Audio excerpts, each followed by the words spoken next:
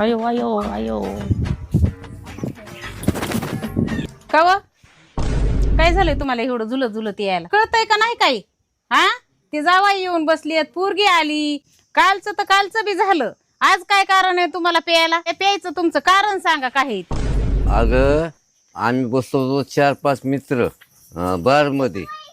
आणि ते कसं झालं येवगावारी. मी म्हणतो होतो पण मी काय दारू पित नाही, पण ते म्हणले लहू तुला दारू प्यावाच लागल.